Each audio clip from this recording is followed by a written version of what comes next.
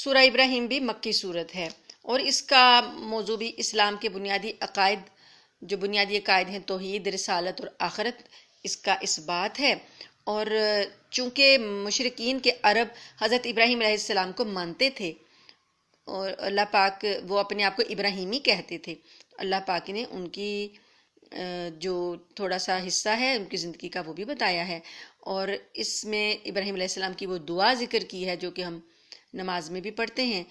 اسی وجہ سے اللہ نے ذکر کیا کہ یہ جو ابراہیمی ہیں انہوں نے تو اپنے بیٹوں کو شرک سے پاک رہنے کی تاکید کی تھی۔ ابراہیم علیہ السلام کے نام پر اس صورت کا نام رکھا گیا ہے۔ بسم اللہ الرحمن الرحیم، الف لام را، کتاب انزلناہ الیک لتخرج الناس من الظلمات الی النور باذن ربہم الی صراط العزیز الحمید۔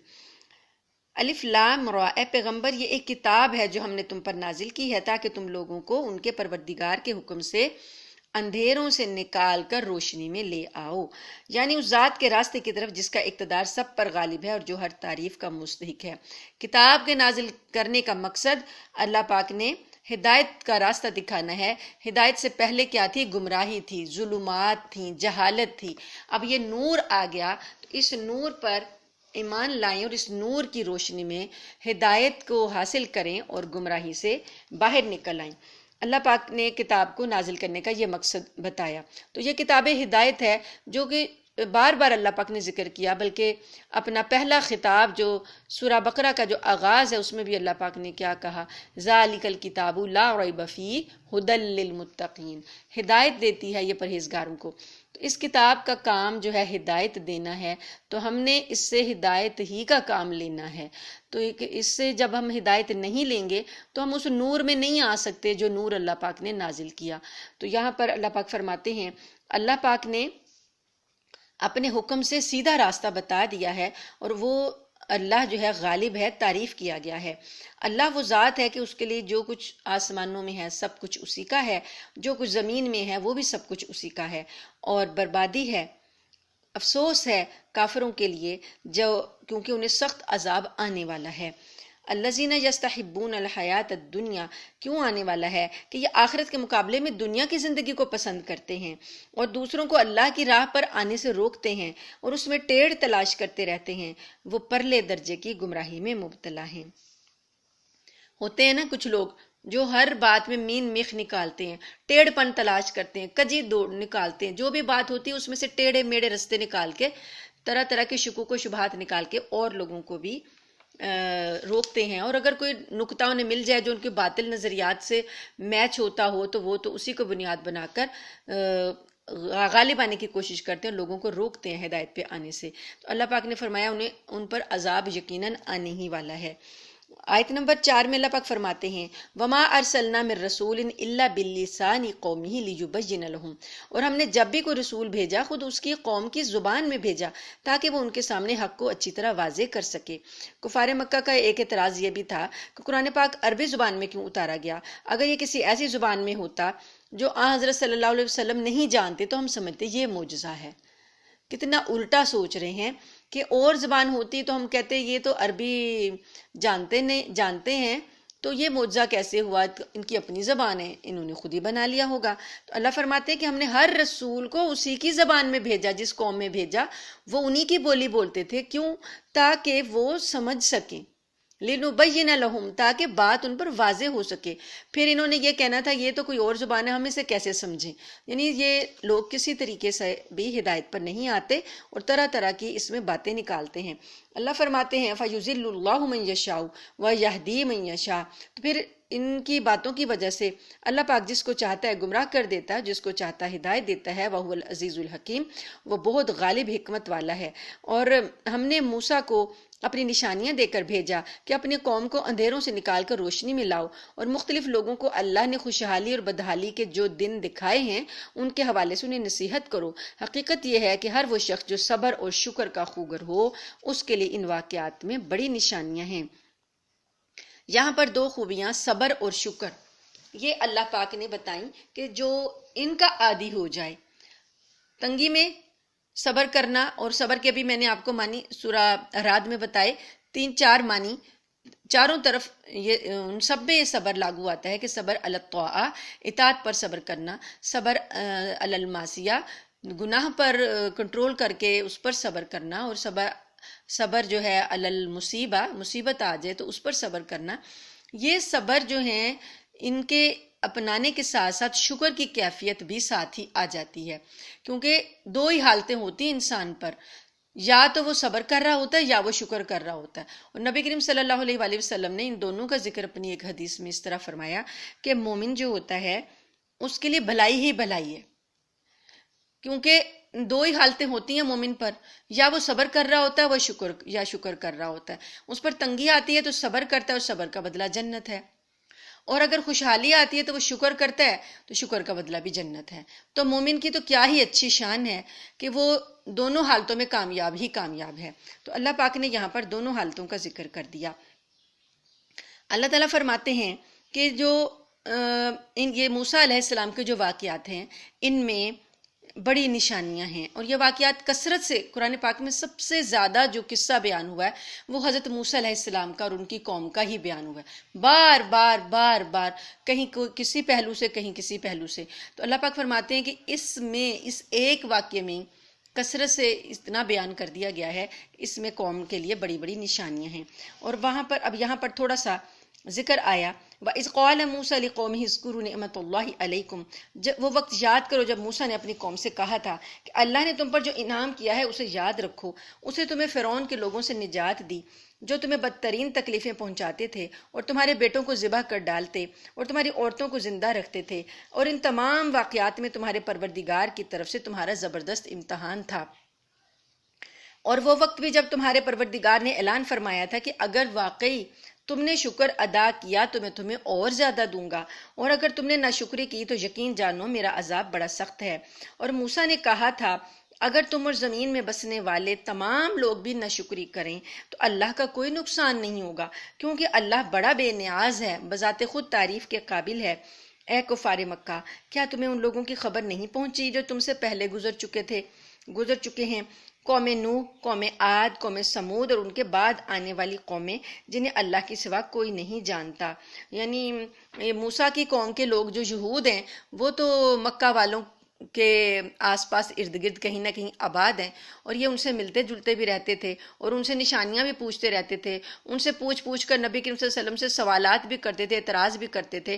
تو ان لوگوں کو بھی مخاطب کیا اللہ پاک نے کہ تم ذرا اپنی تاریخ کا جائزہ لو، تمہیں پتہ چلے گا کہ کیسے کیسے انعام اللہ پاک نے موسیٰ کی قوم پر کیے. اور مشرکین مکہ سے کہا کہ تمہارے آس پاس بھی ایسے لوگ گزرے ہیں جن کو اللہ نے ان کے جرم کی وجہ سے تباہ کر دیا، ان کی نشانیاں کچھ کی تمہیں نظر آتی ہیں اور کچھ کی نشانیاں نہیں نظر آتی، یعنی تاریخ میں کچھ واقعات محفوظ ہیں کچھ نہیں محفوظ. اور ان سب کے پاس بھی رسول ان کے کھلے کھلے دلائل لے کر آئے تھے، تو انہوں نے ان کے منہ پر اپنے ہاتھ رکھ دیے اور کہا کہ جو پیغام تمہیں دے کر بھیجا گیا ہم تو اس کو ماننے والے نہیں، اور جس بات کی تم ہمیں دعوت دے رہے ہو ہمیں اس کے بارے میں بڑا بھاری شک ہے. منہ پر ہاتھ رکھ دیا گیا ایک محاورہ ہے، یعنی زبردستی پیغمبروں کو بولنے سے روک دیا گیا، پیغمبروں کو تبلیغ نہ کرنے دی گئی، انہیں روک دیا گیا. جیسے مکہ والے بھی نبی کریم صلی اللہ علیہ وسلم کو روکنے کے لیے طرح طرح کے ہیلے بہانے ہتھ کنڈے استعمال کرتے تھے، کبھی آپ کے راستے میں کانٹے بچھاتے، کبھی آپ کے ساتھیوں کو تشدد کا نشانہ بناتے. اور جب آپ طائف گئے ہیں تو طائف کے لوگوں نے اتنے پتھر مار کر آپ کو اتنا لہو لہان زخمی کر دیا کہ بستی سے نکلنے پر مجبور کر دیا. تو یہ ایسی حرکتیں گزشتہ انبیاء کی اقوام بھی کرتی رہی ہیں، زبردستی تبلیغ کو روکتی رہی ہیں. تو اللہ پاک نے فرمایا کہ انہوں نے یہ کہا کہ تم جو پیغام لائے ہو ہم اس کو نہیں مانتے، ہمیں بڑا بھاری شک ہے، ہم تمہاری دعوت کو مانتے ہی نہیں. تو اس کے جواب میں پیغمبروں نے کیا کہا؟ آیت نمبر 10، قالت رسلہم، رسولوں نے کہا افی اللہ شک فاطر السماوات والارض، کیا تمہیں اللہ کے بارے میں شک ہے جو آسمانوں اور زمین کا پیدا کرنے والا ہے، خالق ہے. یدعوکم لیغفر لکم، وہ پیغمبر کتنے صبر اور استقامت سے تکلیفوں کے جواب میں تشدد کے جواب میں اپنی قوم کو بلاتے ہی رہے اللہ کی طرف. وہ کہنے لگے یدعوکم لیغفر لکم، وہ اللہ تمہیں بلا رہا ہے تاکہ تمہاری خاطر تمہارے گناہوں کو معاف کر دے اور تمہیں ایک مقررہ مدت تک مہلت دے. انہوں نے کہا تمہاری حقیقت اس کے سوا کچھ بھی نہیں کہ تم ایسے ہی انسان ہو جیسے ہم ہیں. لوگوں نے کیا کہہ دیا کہ ہم تو یہی سمجھ رہے ہیں کہ تمہاری حقیقت ہماری جیسی ہے، جیسے ہم انسان ہیں تم بھی انسان ہو، تو تم کیا چاہتے ہو؟ تم صرف یہ چاہتے ہو کہ وہ باپ دادا جن کی ہم پرستش کرتے آئے ہیں، جن کی ہمارے باپ دادا پرستش کرتے آئے ہیں، تم یہ چاہتے ہو کہ تم ہمیں ان سے روک دو، تو ہم یہ کام نہیں کریں گے، ہم اپنے باپ دادا کا دین نہیں چھوڑیں گے. فَأْتُونَا بِسُلْطَانٍ مُبِينٍ، تم کچھ صاف صاف پھر معجزہ لا کر دکھاؤ. یعنی یہ پچھلے پیغمبروں کی قومیں بھی یہی کچھ کرتی ہیں. قالت لہم رسلہم، ان سے ان کے پیغمبروں نے کہا ان نحن الا بشر مثلکم، ہم واقعی تمہارے جیسے انسان ہیں. ولیکن اللہ یمن علی من یشاء، لیکن اللہ اپنے بندوں میں سے جس پر چاہتا ہے خصوصی احسان فرما دیتا ہے، اور یہ بات ہمارے اختیار میں نہیں ہے کہ ہم اللہ کے حکم کے بغیر تمہیں کوئی معجزہ دکھا لائیں. اور مومنوں کو تو صرف اللہ ہی پر بھروسہ کرنا چاہیے. اور آخر ہم کیوں اللہ پر بھروسہ نہ کریں جبکہ اس نے ہمیں ان راستوں کی ہدایت دی ہے جن پر ہمیں چلنا ہے، اور تم نے ہمیں جو تکلیفیں پہنچائی ہیں ان پر ہم یقیناً صبر کریں گے. اور جن لوگوں کو بھروسہ رکھنا ہو انہیں اللہ ہی پر بھروسہ رکھنا چاہیے. پیغمبروں کے واقعات ابھی تک ہم نے جتنے بھی پڑھے ہیں ان میں سب میں پیغمبروں کا صبر اللہ پاک نے کتنا بتایا. حضرت موسیٰ نے کتنا صبر کیا اپنی قوم کی باتوں پر. ہمارے نبی صلی اللہ علیہ وسلم کی صبر کی تو مثال ہی کوئی نہیں ہے. حضرت یعقوب علیہ السلام کا صبر دیکھ لیں، حضرت یوسف علیہ السلام کا دیکھ لیں، حضرت ابراہیم علیہ السلام کا دیکھ لیں، تو اللہ پاک نبی کے وسلم کو حوصلہ اور تسلی دے رہے ہیں. اور ان لوگوں کو بھی یہ دعوت ہے کہ تم پیغمبروں کے بارے میں جو باتیں کرتے ہو تو تم میں اور پچھلی قوموں میں کوئی فرق نہیں ہے. پیغمبر تمہیں دل سوزی کے ساتھ اپنی جو ہے محبت کے ساتھ اللہ کی مغفرت کی طرف بلاتا رہا، اور تم لوگ جو ہو اس سے ہٹ درمی اختیار کرتے رہے اور معجزوں کی فرمائش کرتے رہے. تو پیغمبروں نے پھر یہ کہہ دیا کہ ہمارے اختیار میں معجزے دکھانا نہیں ہے، تم جو ہمیں تکلیفیں دو گے ہم اس پر صبر کریں گے، اور ہم نے اللہ ہی پر بھروسہ کیا ہے، اور سب مومنوں کو اللہ ہی پر بھروسہ کرنا چاہیے. وقال الذین کفروا لرسلہم لنخرجنکم من ارضنا، پھر ان لوگوں نے کیا کہا اپنے رسولوں سے کہ ہم تمہیں اپنی سرزمین سے نکال دیں گے. اور اکثر پیغمبروں کو ان کی قوموں نے ان کی سرزمین سے نکالنے کی دھمکیاں دیں. حضرت ابراہیم علیہ السلام کا ہجرت کرنا، شام سے عراق سے شام جانا کیا تھا؟ قوم خلاف ہو گئی تھی نا، انہوں نے تو آگ میں جلانے تک کا بھی کام کر ڈالا تھا، تو اللہ نے ان کو بچا لیا تھا. تو پھر اللہ نے کہا کہ اب یہ شہر چھوڑ جائیں. نبی کریم صلی اللہ علیہ وسلم کی قوم نے بھی کیا کیا؟ آپ کو قتل کرنے کے پورے منصوبے بنا لیے، تو اللہ نے آپ صلی اللہ علیہ وسلم کو وہاں سے حفاظت سے نکال لیا. تو وہ قوموں کے پاس یہی ہتھ کنڈا تھا. حضرت نوح علیہ السلام کی قوم نے بھی یہی کہا کہ ہم تمہیں بستی سے نکال دیں گے. حضرت شعیب علیہ السلام کی قوم نے بھی کہا کہ ہم تمہیں بستی سے نکال دیں گے. تو وہ رسول جو تھے ان کو بھی یہی دھمکیاں ملتی رہیں، وہ لوگ ایسے ہی کہتے رہے. فَأَوْحَىٰ إِلَيْهِمْ رَبُّهُمْ لَنُهْلِكَنَّ الظَّالِمِينَ، پھر اللہ پاک نے جب اپنے پیغمبروں کو بچانا تھا تو اللہ پاک نے پیغمبروں کی طرف وحی کی کہ آپ فکر نہ کریں، ہم ان ظالموں کو ہلاک کر کے چھوڑیں گے. پھر اللہ نے اپنے پیغمبروں کو بچا لیا اور ظالموں کو ہلاک کر دیا. وَلَنُسْكِنَنَّكُمُ الْأَرْضَ مِن بَعْدِهِمْ، اس کے بعد اللہ پاک نے پیغمبروں سے کہا تھا کہ ان کو تو ہم ہلاک کر دیں گے اور اس کے بعد آپ کو اور آپ کے ساتھیوں کو زمین میں بسائیں گے.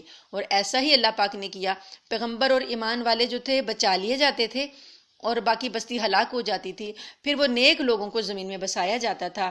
اللہ پاک فرماتے ہیں ذَلِكَ لِمَنْ خَافَ مَقَامِي وَخَافَ وَعِيدِ، یہ ہر اس شخص کا صلہ ہے جب اللہ پاک اس کو صلہ دیتے ہیں جو میرے سامنے کھڑا ہونے کا خوف رکھتا ہو اور میری وعید سے ڈرتا ہو، یعنی جو آخرت کے دن سے اور اللہ سے خوف کرتا ہو، پھر اس کو ایسا ہی صلہ دیتے ہیں. اور ان کافروں نے خود فیصلہ مانگا، نتیجہ یہ ہوا کہ ہر ڈینگے مارنے والا ہٹ دھرم نامراد ہو کر رہا. یہ پیغمبروں سے جو خود فیصلے مانگتے تھے تو جب عذاب آتا تھا تو ہلاک ہو جاتے تھے. تو اللہ فرماتے ہیں کہ انہوں نے خود فیصلے مانگے تھے، اس وجہ سے ایسا کیا گیا. اور یہ جو کافر ہیں یہ یہاں پر تو ان کا نامرادی ان کو ملی، اور آگے کیا ہوگا؟ آگے ہے جہنم، وہاں اسے پیپ کا پانی پلایا جائے گا اور جو بتایا گیا نا اللہ پاک نے کہ ہر کافر ڈینگے مارنے والا نامراد رہے گا، ان کا انجام یہ ہے کہ آگے جہنم ہے، وہاں اس کا انہیں پیپ کا پانی پلایا جائے گا اور وہ گھونٹ گھونٹ کر کے اسے پیے گا، اور اسے ایسا محسوس ہوگا کہ وہ اسے حلق سے اتار نہیں سکے گا، موت اس پر ہر طرف سے آ رہی ہوگی مگر وہ مرے گا نہیں، اور اس کے آگے ہمیشہ ایک اور سخت عذاب موجود ہوگا۔ استغفر اللہ ربی، اللہم لا تجعلنا منہم۔ یہ عذاب ایک نہیں ہے، کتنے عذاب ہیں اس میں۔ پینے کا ہے جو کیسے وہ پیے گا، اس کے بعد حلق سے اتار نہیں سکے گا، اور ہر طرف سے اس کو موت آ رہی ہوگی، یعنی ایسا عذاب ہوگا کہ جیسے موت ہی آ گئی ہے لیکن وہ مرے گا بھی نہیں، اور جب ایک دفعہ ایک عذاب سہے گا تو آگے اور عذاب موجود ہوگا۔ اللہم لا تجعلنا منہم، آمین ثم آمین۔ اللہم اجرنا من النار، اللہم اجرنا من النار۔ جن لوگوں نے اپنے رب کے ساتھ کفر کی روش اختیار کی ہے، ان کی حالت یہ ہے کہ ان کے اعمال اس راکھ کی طرح ہیں جسے آندھی طوفان والے دن میں ہوا تیزی سے اڑا لے جائے۔ کافر لوگوں کے جو کام ہیں ان کی کوئی بنیاد نہیں ہے، وہ ایسے ہی ہے جیسے راکھ، آندھی آتی ہے اور راکھ اڑتی دور دور تک چلی جاتی ہے، تو ان کے اعمال کی کوئی بنیاد نہیں ہے، یعنی جو اگر اچھے جو کام کیے ہیں ان کی جڑ مضبوط نہیں ہے نا، وہ ایسے ہی ہیں کہ اڑتے پھرتے ہیں۔ تو اس دنیا میں اس لیے اللہ تعالیٰ ان کو بدلہ دے دیتے ہیں، انہوں نے جو کچھ کمائی کی ہوگی اس میں سے آخرت میں کچھ ان کے ہاتھ نہیں آئے گا، یہی پرلے درجے کی گمراہی ہے۔ کیا تمہیں یہ بات نظر نہیں آتی کہ اللہ نے آسمانوں اور زمین کو برحق مقصد سے پیدا کیا ہے؟ اگر وہ چاہے تو تم سب کو فنا کر دے اور ایک نئی مخلوق وجود میں لے آئے، اور یہ بات اللہ کے لیے کچھ بھی مشکل نہیں ہے۔ یعنی غور کرنا چاہیے کہ آسمانوں اور زمینوں کا پیدا کرنے والا تمہیں یہاں سے ساروں کو فنا کر دے اور مخلوق لے آئے، اس کے لیے کیا مشکل ہے؟ اور یہ سب لوگ اللہ کے آگے پیش ہوں گے۔ پھر جو لوگ دنیا میں کمزور تھے وہ بڑائی بگاڑنے والوں سے کہیں گے کہ ہم تو تمہارے پیچھے چلنے والے لوگ تھے، کیا اب تم ہمیں اللہ کے عذاب سے کچھ بچا لو گے؟ یعنی یہاں پر ایسا ہوتا ہے نا، کچھ بڑے ہیں جو گمراہ کرنے والے ہیں اور ان کے پیچھے جو ہیں کمزور لوگ چل رہے ہیں، یعنی بھیڑ چال ہے کہ ان کے بڑوں نے جو کہہ دیا وہی انہوں نے کرنا ہے۔ جیسے اب اپنے اپنے لیڈروں کے پیچھے پیچھے عوام کے جو عام لوگ ہیں وہ کیسے مر رہے ہیں۔ تو اللہ پاک فرماتے ہیں کہ قیامت میں جب یہ بڑے لوگوں کو چھوٹے لوگ دیکھیں گے عذاب کو، تو بڑے لوگوں سے کہیں گے کہ کیا تم اللہ کے عذاب سے ہمیں بچا لو گے؟ وہ کہیں گے اگر اللہ نے ہمیں ہدایت دی ہوتی تو ہم بھی تمہیں ہدایت دے دیتے، چاہے ہم چیخیں چلائیں یا صبر کریں، دونوں صورتیں ہمارے لیے برابر ہیں، ہمارے لیے چھٹکارے کا کوئی راستہ نہیں ہے۔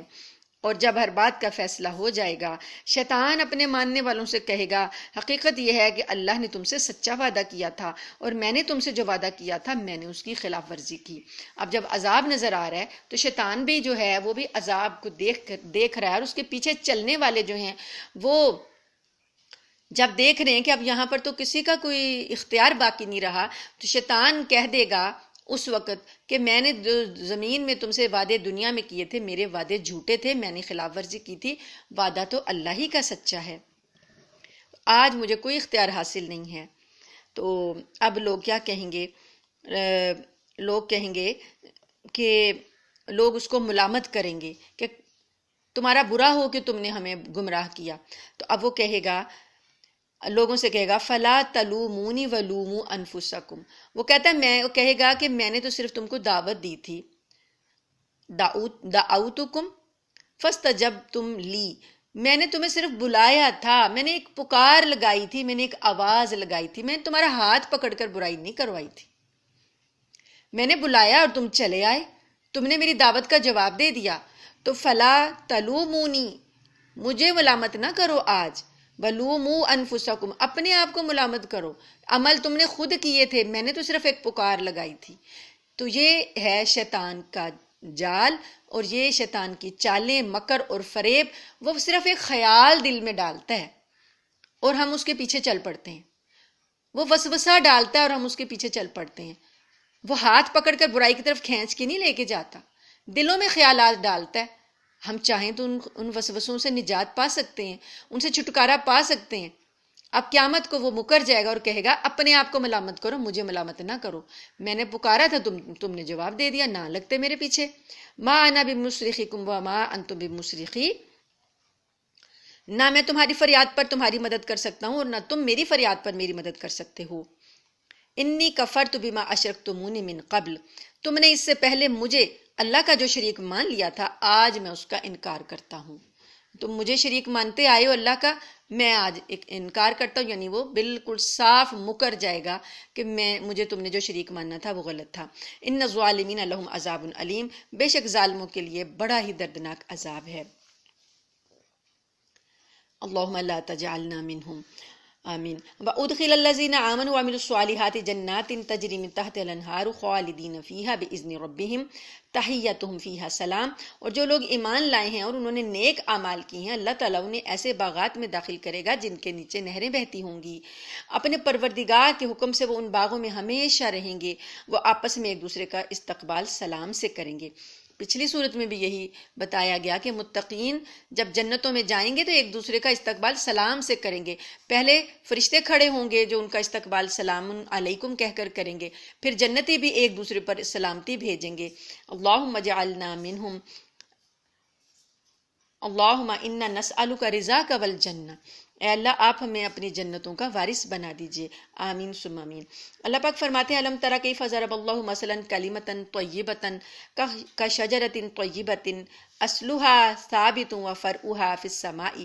اب یہاں پر دو گروہوں کا جو اللہ نے ذکر کیا، ایمان والوں کا انجام اور کافروں کا انجام، ان کے لیے ایک مثال اللہ پاک دے رہی ہیں۔ کیا آپ نے دیکھا نہیں کہ اللہ ایک مثال بیان کرتا ہے، ایک پاکیزہ کلمہ کی کلمہ طیبہ، کلمتاً طیبتاً، جو کلمہ طیبہ ہے، اللہ کی توحید جو ہے، کلمہ طیبہ کی مثال کیسے ہے؟ کشجرۃ طیبۃ، جیسے کہ ایک پاکیزہ درخت ہو، اصلها ثابت، اس کی جڑیں زمین میں مضبوطی سے جمی ہوئی ہوں، وفرعها فی السماء، اور اس کی شاخیں آسمان میں ہوں۔ یہ آیت اس سوال کا جواب ہے جو آج کے لبرل لوگ کرتے ہیں کہ یہ کیسے ہو سکتا ہے کہ کلمہ پڑھنے والا شخص جو ہے اس کو اللہ جہنم سے نکال لیں گے، خواہ اس کے اعمال خراب ہی کیوں نہ ہوں، اور ایک آدمی جس نے کلمہ نہیں پڑھا اور ساری زندگی اچھائیاں کرتا رہا اسے جہنم سے نہیں نکالیں گے۔ اس سوال کا جواب جو ہے اس آیت میں ہے۔ اللہ پاک فرماتے ہیں کہ کلمہ طیبہ کی جو مثال ہے وہ ایسے ہے جیسے کہ ایک پاکیزہ درخت ہو، ایک پاکیزہ درخت ہو، وہ درخت جس کی جڑ مضبوطی سے جمی ہوئی ہو۔ پاکیزہ درخت، کلمہ طیبہ جیسے کوئی ایک مضبوط جڑ والا درخت ہوتا ہے نا، مضبوط جڑ والا درخت ہوتا ہے کہ وہ آندیاں آ جائیں، طوفان آ جائیں، بارشیں آ جائیں، اس کی جڑیں زمین میں دور دور تک پھیلی ہوئی ہوتی ہیں، وہ مضبوطی سے جمع رہتا ہے، اور اس کی شاخیں آسمان میں ہوتی ہیں، آسمان میں پھیلی ہوئی ہوتی ہیں، یعنی بلندی پر بھی وہ جا رہا ہوتا ہے، اس کا ایک زمین میں بھی مستقر ہے، ایک زمین میں بھی ٹھکانہ ہے، اور آسمان تک وہ چھایا ہوا درخت ہے، جیسا کہ کھجور کا درخت ہو۔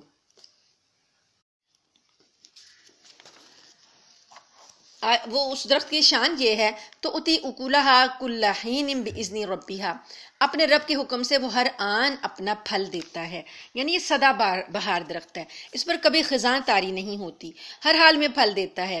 تو اس سے مراد کھجور کا درخت ہے نا، اس پہ کبھی خزاں نہیں آتی، پت جھڑ کا موسم ہوتا ہے آپ دیکھیں یہ تب بھی ہرا بھرا ہوتا ہے، یہ سوکھتا نہیں ہے، تو سارا سال اس کا پھل کھایا جاتا ہے۔ تو جس زمانے میں اس بظاہر اس میں پھل نہیں آ رہا ہوتا نا، جب پھل کا موسم نہیں ہوتا تب بھی بہت سے فائدے اس سے حاصل ہوتے ہیں، کبھی اس کے تنے کا گودا نکال کر کھایا جاتا ہے، کبھی اس کے پتوں سے مختلف چیزیں بنائی جاتی ہیں، کبھی اس کے جو کھجور کے پتے ہیں ان کی چھال سے، عرب لوگ چونکہ اس کو اچھی طرح سے جانتے تھے، ان کا کافی زیادہ انحصار جو تھا کھجور کی چھال پر تھا، کھجور کی چھال پر یہ لکھنے کا کام بھی کرتے تھے، اس سے وہ بناتے تھے، اپنے گدے بناتے تھے، اپنی روئی بھرنے کا کام جو ہوتا تھا، بچھانے کے لیے جو بستر بناتے تھے چمڑے میں اس کو بھر لیتے تھے اور وہ بناتے تھے، بہت سے کام یہ اس سے کرتے تھے۔ تو اللہ پاک نے فرمایا کہ جب کوئی شخص توحید کے کلمے پر ایمان لے آتا ہے تو چاہے وہ خوشحال ہو یا تنگ دست، عیش پرست ہو، عیش و آرام میں ہو یا تکلیفوں میں ہو، ہر حال میں اللہ کا جو ایمان اس کے دل میں ہے نا، کلمہ طیبہ پر جو ایمان اس کے دل میں ہے، اس کے نامہ اعمال میں نیکیاں بڑھتی جاتی ہیں۔ تکلیف میں جب وہ صبر کرتا ہے اللہ تعالیٰ اس پر نیکیاں دیتا ہے، اور خوشحالی میں جب وہ شکر کرتا ہے اللہ تعالیٰ اس کو نیکیاں دیتا ہے. تو یہ آخرت میں ثواب ہوتا ہے جو اس کو ملے گا. تو یہی توحید کے کلمے کا پھل ہے کہ کسی نہ کسی وقت وہ اس کو فائدہ ہی دے گا، چاہے بہار کا موسم ہو یا نہ ہو. اب جیسے کوئی شخص ہے بہت زیادہ نیکیوں میں آگے ہے تو گویا وہ بہار سے فائدہ اٹھا رہا ہے، لیکن اگر خزاں کا موسم ہے وہ کوئی نیکی کر بھی نہیں رہا، لیکن اس کے دل میں چونکہ کلمہ ایمان موجود ہے تب بھی وہ بہت سی برائیوں سے بچا ہوا ہے، وہ کلمہ اسے تب بھی فائدہ دے رہا ہے، کچھ نہ کچھ تو دے ہی رہا ہے. تو یہ ہے اس کی کلمے کی مثال کہ یہ آخرت میں پھر جہنم سے نجات دلائے گا. نبی کریم صلی اللہ علیہ وسلم نے فرمایا کہ جس کے دل میں کلمہ طیبہ ہوگا، برائیوں کا اگر اس کو ملے گا عذاب، تو آخر وہ عذاب ایک دن ختم ہو جائے گا. جیسے جیسے وہ بھگت لے گا نا اپنی برائیوں کے عذاب، پھر اللہ پاک اس کو جنت میں داخل کر دیں گے، جہنم سے نکال لیں گے. لیکن جس نے کلمہ نہیں پڑھا ہوگا وہ ہمیشہ ہمیشہ کے لیے جہنم میں ہی جلے گا. اس کے لیے آج کی دنیا کی نیکیاں اتنا دنیا ہی میں فائدہ دیں گی، آخرت میں اس کو کوئی فائدہ نہیں ملے گا. اس کی مثال اللہ پاک نے یہ دی کہ وَمَثَلُ كَلِمَةٍ خَبِيثَةٍ كَشَجَرَةٍ خَبِيثَةٍ اجْتُثَّتْ مِنْ فَوْقِ الْأَرْضِ مَا لَهَا مِنْ قَرَارٍ. ناپاک کلمہ، کیونکہ شرک کی ناپاکی اتنی زیادہ ہے، شرک اتنا بڑا گناہ ہے، ناقابل معافی گناہ ہے. اللہ پاک فرماتے ہیں کہ ناپاک کلمے کی مثال ایک خراب درخت کی طرح سے ہے جسے زمین کے اوپر ہی اوپر سے اکھاڑ لیا جائے، اس میں ذرا بھی جماؤ نہ ہو. کلمہ کفر جو ہے، خراب درخت کیا ہوتا ہے؟ جس کی کوئی جڑیں مضبوط نہیں ہوتی، زمین میں اوپر ہی اوپر کھڑا کیا ہوا، جڑ ہے ہی نہیں اس کی، ذرا سی آندھی آئی دھڑام سے وہ نیچے زمین پر گر جائے گا. تو اس کی جھاڑ جھنکاڑ کی یا تو شکل ہوگی یا جڑیں کمزور ہوں گی، تھوڑا سا جھٹکا لگے گا اور وہ بالکل ختم ہو جائے گا. یا بعض اوقات صحراؤں میں خود رو پودے ہوتے ہیں، جھاڑیاں ہوتی ہیں، ان میں جماؤ نہیں ہوتا، آندھی طوفان ان کو ایک جگہ سے دوسری جگہ اڑا کے پھرتے رہتے ہیں اور ادھر سے اڑاتے ادھر لے جاتے ہیں. تو یہ ہے اصلی اور نقلی عقیدے کا فرق. اصلی عقیدہ جو ہے وہ دل کے اندر راسخ ہوتا ہے، اس کی جڑیں مضبوط زمین میں ہوتی ہیں، اور نقلی جو ہے طرح طرح کے عقیدے بنائے ہوئے اور طرح طرح کے خدا بنائے ہوئے، اللہ کو چھوڑ کر دوسرے دیوتا بنائے ہوئے، یہ سارے کے سارے جو ہیں بالکل عارضی اور ناپائیدار ہیں. تو مسلمانوں کو یہ تسلی دی جا رہی ہے کہ کفر اور شرک کے جن عقیدوں نے آج مسلمانوں پر اگر زمین تنگ بھی کی ہوئی ہے نا، اور کافر لوگوں کو وسعت نظر آ رہی ہے کہ وہ عیش کر رہے ہیں، وہ سکون میں، اور ہم لوگوں پر تنگی ہے، تو مسلمانوں کو یقین رکھنا چاہیے کہ تمہاری جڑیں مضبوط ہیں اور کافروں کی کوئی بنیاد نہیں ہے، کلمہ کفر کی کوئی بنیاد نہیں ہے، یہ اوپر ہی اوپر بس ہے نظر آ رہا، یہ ایک دن ختم ہو جائے گا. تو ایک جھٹکا جو ہے ان کو ختم کر دے گا. اب یہاں پر یہ مثال اللہ پاک نے دی، اس میں جواب ہے اس بات کا جو یہ اعتراض لوگ کرتے ہیں. اللہ تعالیٰ فرماتے ہیں یثبت اللہ الذین آمنوا بالقول الثابت. تو جو لوگ ایمان لائے ہیں اللہ تعالیٰ ان کو اس مضبوط بات پر، مضبوط بنیاد پر دنیا کی زندگی میں بھی جماؤ عطا کرتا ہے اور آخرت میں بھی. اور آخرت میں تو اللہ پاک نے ان کو ان کے کلمے کا بدلہ دینا ہی ہے، لیکن دنیا میں بھی انہیں اللہ تعالیٰ جمع دیتا ہے. وَيُذِلُّ اللَّهُ الظَّالِمِينَ وَيَفْعَلُ اللَّهُ مَا يَشَاءُ. اور ظالم لوگوں کو اللہ بھٹکا دیتا ہے اور اللہ اپنی حکمت کے مطابق جو چاہتا ہے کرتا ہے. کیا تم نے ان لوگوں کو نہیں دیکھا جنہوں نے اللہ کی نعمت کو کفر سے بدل ڈالا اور اپنی قوم کو تباہی کے گھر میں لا اتارا جس کا نام جہنم ہے؟ یعنی یہ مکہ کے کافروں کی طرف، کافروں کے سرداروں کی طرف اشارہ ہے کہ انہوں اللہ پاک نے طرح طرح کی نعمتوں سے نوازا ہوا تھا، لیکن انہوں نے نعمتوں کی ناشکری کی، خود بھی تباہی مول لی اور اپنی قوم کو بھی تباہی کے دہانے پر لے گئے. اللہ پاک فرماتے ہیں جو تباہی انہوں نے اختیار کی ہے اس کا نام جہنم ہے، وہ اس میں جلیں گے اور وہ بہت برا ٹھکانہ ہے. اور انہوں نے اللہ کے ساتھ اس خدائی میں کچھ شریک بنا لیے تاکہ لوگوں کو اس کے راستے سے گمراہ کریں۔ ان سے کہو کہ تھوڑے سے مزے اڑا لو، کیونکہ آخر کار تمہیں جانا دوزخ ہی کی طرف ہے۔ میرے جو بندے ایمان لائے ہیں ان سے کہہ دو کہ وہ نماز قائم کریں۔ ہم نے ان کو جو رزق دیا ہے اس میں سے پوشیدہ طور پر بھی اور اعلانیہ طور پر بھی نیکی کے کاموں میں خرچ کریں، اور یہ کام اس دن کے آنے سے پہلے پہلے کر لیں جس میں کوئی خرید و فروخت نہ ہوگی اور نہ کوئی دوستی کام آئے گی۔ یعنی آج یہ کوئی کہتی ہے کہ ہمارے پاس پیسہ روپیہ ہے، ہم بچ جائیں گے، اور فلاں فلاں سے ہماری دوستی ہے وہ ہمیں بچا لے گا، لیکن جنت کے لیے، جنت میں جانے کے لیے کوئی دوستی کام نہیں آئے گی، کوئی خرید و فروخت کام نہیں آئے گی۔ اور اللہ وہ ہے جس نے آسمانوں اور زمین کو پیدا کیا اور آسمان سے بارش برسائی، پھر اس کے ذریعے تمہارے رزق کے لیے پھل اگائے، اور کشتیوں کو رام کر دیا تمہارے لیے تاکہ وہ اس کے حکم سے سمندر میں چلیں، اور دریاؤں کو بھی تمہاری خدمت پر لگا دیا، اور تمہاری خاطر سورج اور چاند کو اس طرح کام پر لگایا کہ وہ مسلسل سفر میں ہیں، اور تمہاری خاطر رات اور دن کو بھی کام میں لگایا۔ یہ ساری نشانیاں اللہ پاک نے سورہ رعد میں بھی بتائی ہیں کہ دن رات تمہاری خاطر کام میں لگے ہوئے ہیں۔ یہ سورج اور چاند جب سے دنیا بنی ہے اللہ نے ان کو کام پہ لگا دیا، تمہاری خدمت میں لگا دیا، اور تم نے جو کچھ مانگا اس میں سے اللہ پاک نے جو مناسب تھا تمہیں دیا۔ اور اگر تم اللہ کی نعمتوں کو شمار کرنے لگو تو تم اس کو شمار نہیں کر سکتے۔ وَإِن تَعُدُّوا نِعْمَتَ اللَّهِ لَا تُحْصُوهَا، اللہ کی نعمتوں کو گننے لگو، شمار کرنے لگو تو نہیں گن سکتے۔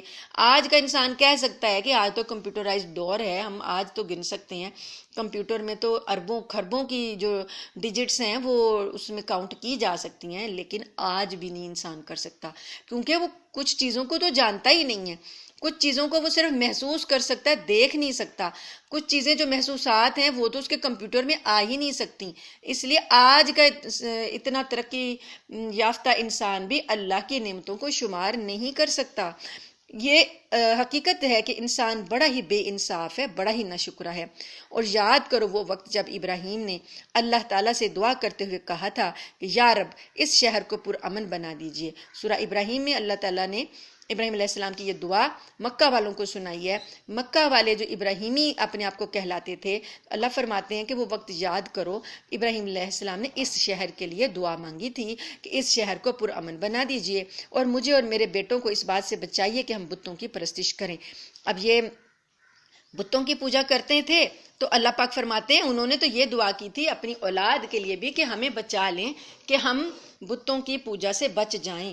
اپنی اولاد کے لیے بھی دعا کی تھی، میرے پروردگار ان بتوں نے لوگوں کی بڑی تعداد کو گمراہ کیا ہے، لہٰذا جو کوئی میری راہ پر چلے وہ تو میرا ہے، اور جو میرا کہنا نہ مانے تو اس کا معاملہ میں آپ پر چھوڑتا ہوں، آپ بہت بخشنے والے بڑے مہربان ہیں۔ یعنی اللہ پاک سے انہوں نے دعا تو کی، لیکن جو لوگ نہیں مانتے اللہ تعالیٰ کی توحید کو تو اس کا معاملہ ابراہیم علیہ السلام نے اللہ پر چھوڑ دیا، یعنی کہہ بھی دیا کہ فَإِنَّكَ غَفُورٌ رَحِيمٌ، آپ بخشنے والے ہیں، چاہیں گے تو آپ بخش دیں گے۔ رَبَّنَا إِنِّي أَسْكَنْتُ مِنْ ذُرِّيَّتِي بِوَادٍ غَيْرِ ذِي زَرْعٍ عِنْدَ بَيْتِكَ الْمُحَرَّمِ، اور وہ وقت یاد کرو جب انہوں نے اپنے پروردگار سے کہا کہ میں نے اپنی کچھ اولاد کو آپ کے حرمت والے گھر کے پاس ایک ایسی وادی میں لا بسایا ہے جس میں کوئی کھیتی نہیں ہوتی۔ یہ اسماعیل علیہ السلام کی طرف اشارہ ہے۔ اسماعیل علیہ السلام چھوٹے سے جب تھے تو اپنی ماں کے ساتھ، ہاجرہ کے ساتھ، اللہ پاک نے حکم دیا تھا ابراہیم علیہ السلام کو کہ ان کو یہاں بسائیں، تو وہاں پر چھوڑا۔ ابراہیم وہ ذکر کر رہے ہیں کہ اللہ اس وادی کو غیر ذی زرع کہا ہے، یہ ایسی وادی ہے اس میں کوئی زراعت نہیں ہوتی، کوئی زراعت نہیں، کوئی کھیتی نہیں ہوتی، تو میں نے یہاں پر ان کو اپنی اولاد کو بسایا۔ گھر کے بارے میں اللہ پاک نے فرمایا بیتک المحرم، آپ کا حرمت والا گھر، آپ کا یہ گھر ہے خانہ کعبہ حرمت والا ہے، اس کے نزدیک میں نے اپنی اولاد کو بسایا تھا۔ کس لیے؟ ربنا لیقیموا الصلاۃ، تاکہ یہ لوگ نماز قائم کریں۔ دیکھیں پہلا فرض جو ہے، ابراہیم علیہ السلام بھی اپنی اولاد کے بارے میں یہی کہہ رہے ہیں کہ نماز قائم کرنے کے لیے یہ محرم محترم گھر جو تھا یہاں پر میں نے بسایا، اور یہ گھر بھی اسی لیے بنایا کہ نماز قائم کی جائے۔ فَجْعَلْ أَفْئِدَةً مِّنَ النَّاسِ تَهْوِي إِلَيْهِمْ، لہٰذا لوگوں کے دلوں میں ان کے لیے کشش پیدا کر دیجئے، اور ان کو پھلوں کا رزق عطا فرمائیے تاکہ وہ شکر گزار بنے۔ یہ وادی جو اجاڑ بیابان ہے، جہاں کچھ اگتا نہیں ہے، وہاں کیسے کشش پیدا ہوگی؟ کوئی کیسے وہاں پر جائے گا؟ کہ اس ہوتا ہے لوگ جاتے ہیں کوئی تجارت کرتے ہیں کسی آباد میں جہاں کوئی نخلستان ہے، جہاں کوئی خوبصورتی ہے، یا سیر کے لیے جاتے ہیں، تو اس وادی میں کوئی کیسے جائے گا جہاں نہ کوئی زراعت ہے، نہ کوئی خوبصورتی ہے، اجاڑ بیابان، دو پہاڑوں کے درمیان ہے یہ.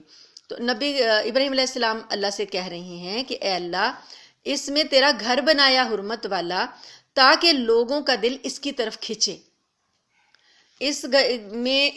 اب جو لوگ یہاں آئیں گے ان کے دل میں تو اپنی محبت ڈال، اس گھر کی محبت ڈال، یہ تیرے گھر کی محبت میں اس کی طرف کھنچے چلے آئیں گے، کونے کونے سے دور دراز سے تیرے گھر کی محبت میں یہاں آئیں گے. تو پھر جب وہ یہاں آئیں تو ان کو ہر قسم کے پھلوں کا رزق عطا کرنا. آج مکہ میں جو قسم قسم کا پھل دنیا کے کونے کونے سے پہنچتا ہے وہ ابراہیم علیہ السلام کی دعا ہے. آپ نے دعا مانگی تھی اللہ سے کہ یہاں آنے والے جو ہیں یا اگتا کچھ نہیں ہے، تو انہیں رزق پہنچانے یہاں پر طرح طرح کے پھلوں سے پہنچانا ہے. اور یہ مانی ہوئی بات ہے، ہر شخص نے اپنی آنکھوں سے بھی دیکھی ہے، اور حقیقی بات ہے کہ دنیا کا کوئی پھل ایسا نہیں ہے جو مکہ میں نہیں ملتا. ہر قسم کا پھل وہاں پر پہنچایا جاتا ہے. تو یہ ابراہیم علیہ السلام کی دعا کا نتیجہ ہے. پھر انہوں نے ایک اور دعا کی، اے ہمارے رب، ہم جو کام چھپ کر کرتے ہیں وہ بھی آپ کے علم میں ہیں، اور جو کام اعلانیہ کرتے ہیں وہ بھی. اللہ کی زمین میں کوئی چیز چھپی ہوئی نہیں ہے، نہ آسمان کی کوئی چیز. تمام تعریفیں اللہ کے لیے ہیں جس نے مجھے بڑھاپے میں اسماعیل اور اسحاق جیسے بیٹے عطا فرمائے. بے شک میرا رب بڑا دعائیں سننے والا ہے. وہ دعاؤں کے ساتھ ساتھ اللہ کا شکر بھی ادا کر رہے ہیں اور فرما رہے ہیں کہ مجھے بڑھاپے میں اولاد دی. آپ نے پڑھا ہے نا، حضرت اسماعیل علیہ السلام، ان کی عمر 84 یا 86 سال تھی جب اسماعیل علیہ السلام عطا ہوئے، اور 6 سال کے بعد اسحاق علیہ السلام عطا کیے گئے. تو بڑھاپے میں یہ دونوں جو بیٹے عطا کیے، اب نبوت انہی کے اندر اللہ نے چلائی.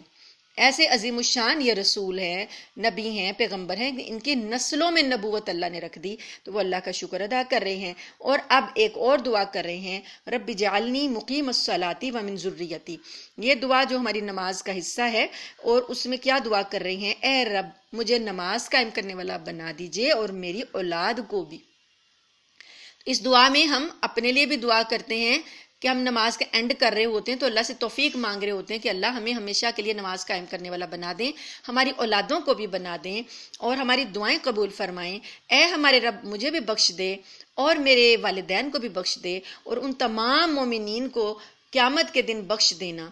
یعنی یہ کتنی عظیم دعا ہے اپنے لیے، اپنے والدین کے لیے. اگر کوئی شخص نہ بھی دعائیں کرے، نہ مومنوں کے لیے اور اپنے والدین کے لیے، جب وہ یہ دعا نماز میں پڑھتا ہے تو 5 نمازوں میں وہ کتنی بار اپنے والدین کے لیے دعا کر رہا ہوتا ہے اور تمام مسلمانوں کے لیے دعا کر رہا ہوتا ہے.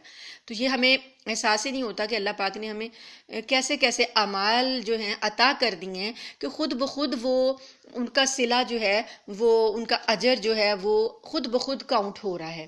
اب جتنے مسلمان ہیں، حضرت آدم علیہ السلام سے لے کر قیامت تک کتنے مسلمان ہیں، ان کے حق میں ہماری دعا جاری ہے اور اتنی نیکیاں ہمیں مل رہی ہیں. تو اب اس کو شمار کرنے لگیں تو عقل حیرت میں ڈوب جائے گی کہ اتنا نیکیوں کا سامان اللہ نے نماز میں کر دیا، اور ہم اسی نماز سے جی چراتے ہیں، ہم اسی نماز کا انکار کرتے ہیں، وہ نماز ہی نہیں پڑھتے ہیں. صرف اس ایک دعا کو دیکھیں تو پتہ چل جائے گا کہ نماز کے ثواب سے ہمیں کتنی نیکیاں ملتی جا رہی ہیں، خود بخود ملتی جا رہی ہیں. ایسا سافٹ ویئر اللہ نے لگا دیا ہے نماز کے اندر کہ وہ کاؤنٹ لیس جو ہے نیکیاں وہ ہمارے کھاتے میں ڈالتا جا رہا ہے. وَلَا تَحْسَبَنَّ اللَّهَ غَافِلًا عَمَّا يَعْمَلُ الظَّالِمُونَ. اور ہرگز یہ نہ سمجھنا کہ جو ظالم کر رہے ہیں اللہ اس سے غافل ہے. وہ تو ان لوگوں کو اس دن تک کے لیے مہلت دے رہا ہے جس میں آنکھیں پھٹی کی پھٹی رہ جائیں گی. وہ قیامت کا جو دن ہوگا اس میں آنکھیں پھٹ جائیں گی. انسان حیرت سے ایسے ہوگا کہ جیسے آنکھیں پھاڑ پھاڑ کر دیکھ رہا ہے کہ یہ ہو کیا رہا ہے. وہ اور کیا ہوگا، وہ سروں کو اوپر اٹھائے دوڑ رہے ہوں گے، یعنی اوپر سر اوپر کیے ہوئے ہوں گے اور ایسے دوڑ رہے ہوں گے کہ ان کی نگاہیں جھپکنے کو واپس نہیں آئیں گی، ایسے کھلی ہوں گی آنکھیں کہ پلک بھی نہیں وہ جھپکیں گے، دوڑے جا رہے ہوں گے. یہ میدان حشر کا سما ہے کہ جب قبروں سے نکلیں گے تو دوڑ رہے ہوں گے، کچھ نہیں پتا ہوگا کہ کہاں جا رہے ہیں، بس دوڑ رہے ہوں گے. اور ان کے دل بدحواسی میں اڑے جا رہے ہوں گے۔ اور اے پیغمبر تم لوگوں کو اس دن سے خبردار کرو جب عذاب ان پر آن پڑے گا تو اس وقت یہ ظالم کہیں گے اے ہمارے پروردگار ہمیں تھوڑی سی مدت کے لیے اور مہلت دے دیجئے تاکہ ہم آپ کی دعوت قبول کر لیں اور پیغمبروں کی پیروی کر لیں۔ اس وقت ان سے کہا جائے گا ارے کیا تم لوگوں نے قسمیں کھا کھا کر پہلے یہ نہیں کہا تھا کہ تم پر کوئی زوال نہیں آ سکتا؟ عذاب کے وقت جب یہ کہیں گے تو ان کی بات کو رد کر دیا جائے گا اور ان کی کو قسمیں یاد دلائی جائیں گی جو یہ کھایا کرتے تھے کہ ہمیں کبھی زوال نہیں آئے گا۔ اور تم ان لوگوں کی بستیوں میں رہ چکے تھے جنہوں نے اپنی جانوں پر ظلم کیا تھا، اور یہ بات کھل کر تمہارے سامنے آ چکی تھی کہ ہم نے ان کے ساتھ کیسا سلوک کیا۔ ہم نے تمہیں مثالیں بھی دی تھیں کہ ان لوگوں کی جو تم سے پہلے لوگ آئے ہیں ان کے ساتھ ہم نے کیسا سلوک کیا تھا، اور وہ لوگ اپنی ساری چالیں چل چکے تھے اور ان کی ساری چالوں کا توڑ اللہ کے پاس تھا، چاہے ان کی چالیں ایسی کیوں نہ ہوں جن سے پہاڑ بھی اپنی جگہ سے ہل جائیں۔ اتنی بڑی بڑی چالیں چلیں کہ پہاڑ بھی ہل جائیں، لیکن ان کا توڑ اللہ کے پاس تھا۔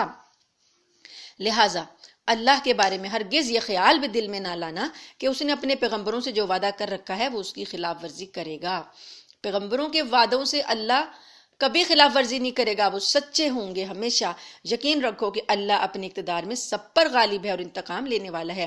اس دن جب یہ زمین ایک دوسری زمین سے بدل دی جائے گی، یہ زمین جس میں اب رہ رہے ہیں یہ لپیٹ دی جائے گی، ایک اور زمین لائی جائے گی اور آسمان بھی بدل دیے جائیں گے اور سب کے سب خدائے قہار کے سامنے پیش ہوں گے۔ یہ آسمان جو نظر آ رہا ہے یہ بھی بدل جائے گا، ایک اور آسمان ہوگا اور اللہ کی عدالت لگے گی۔ اور وہ خدا، یہاں پر اللہ پاک نے واحد اور قہار کا لفظ بولا ہے، یہاں پر غفور اور رحیم نہیں بولا۔ وہ عدالت کا دن اتنا سخت ہے کہ اس دن اللہ کی قہاریت کا اظہار ہوگا کہ وہ کتنا زبردست ہے۔ قہار کا مطلب ہے اپنے ارادے میں زبردست ہونا، تو وہ اپنے قوت کا اظہار کرے گا اور بتائے گا کہ وہ کتنا بڑا زبردست ہے جو ساری زمین کو بدل کے، آسمان کو بدل کے ایک نئے نظام کو اب لا رہا ہے۔ اس دن وَتَرَى الْمُجْرِمِينَ يَوْمَئِذٍ، اس دن تم مجرموں کو اس حالت میں دیکھو گے کہ وہ زنجیروں میں جکڑے ہوئے ہوں گے، ان کے قمیص تار کول کے ہوں گے اور آگ ان کے چہروں پر چھائی ہوگی، تاکہ اللہ ہر شخص کو اس کے کیے کا بدلہ دے۔ یقیناً اللہ جلد حساب چکانے والا ہے۔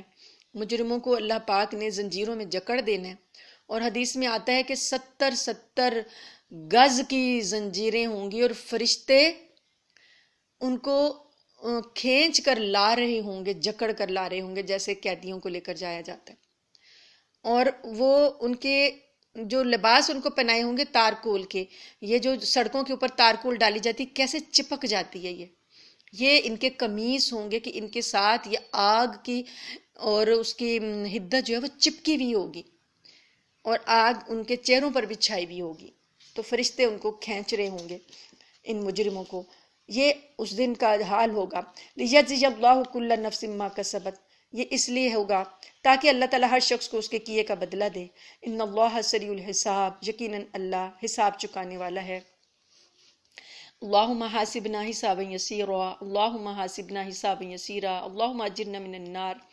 ھذا بلاغ للناس ولینذروا بہ ولیعلموا انما هو الہ واحد ولیذکروا اولو الالباب، یہ تمام لوگوں کے لیے ایک پیغام ہے اور اس لیے دیا جا رہا ہے تاکہ انہیں اس کے ذریعے خبردار کیا جائے اور تاکہ وہ جان لیں کہ معبود برحق بس ایک ہی ہے، اور تاکہ سمجھ رکھنے والے نصیحت حاصل کر لیں۔ یعنی یہ قرآن پیغام ہے، دیا جا رہا ہے کہ اس سے لوگ نصیحت حاصل کریں اور اس عذاب کے دن سے خبردار ہو جائیں اور اس سے بچنے کی تیاری کر لیں۔